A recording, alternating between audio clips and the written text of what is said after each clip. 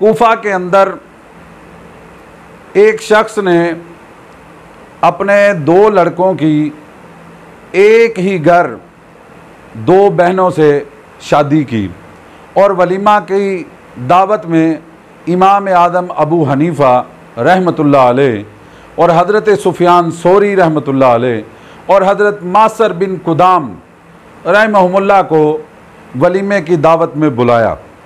ये तीनों अहबाब वलीमे की दावत के अंदर जमा हुए कि दफ़ातन एक शख्स दौड़ता हुआ आया और उसने इमाम साहब से आके अर्ज़ किया, जी गज़ब हो गया। पूछा क्या हुआ? उसने कहा, जी रात दुल्हनें तब्दील हो गई। जब ये मसला बना तो मैं बड़ा परेशान हूँ, मुझे इसका कोई हल बताइए।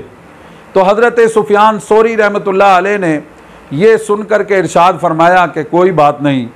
इसी किस्म का एक मसला हज़रत अली के दौर में भी पेश आया था और हज़रत अली रज़ी अल्लाह ताला अन्हु ने मर्दों पर सोहबत की वजह से हक महर को लाजिम करके दोनों लड़कियों को उनके शोहरों के पास भेज दिया था।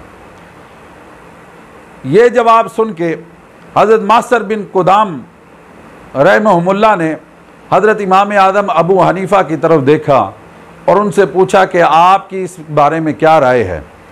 तो हज़रत सुफियान सौरी रहमतुल्लाह अलैह ने फरमाया, इनकी इस बारे में क्या राय हो सकती है, यही राय होगी जो मैंने दी है।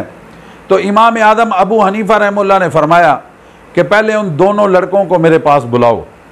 उन दोनों लड़कों को बुलाया गया और इमाम साहब ने उनसे पूछा, मुझे बताओ क्या तुमने जिनके साथ रात गुजारी है वो तुम्हें पसंद है और तुम ये पसंद करते हो कि वो तुम्हारे निकाह में आए? तो उन्होंने कहा, जी बिल्कुल पसंद करते हैं। तो हर एक ने अपनी बीवी को तलाक दी और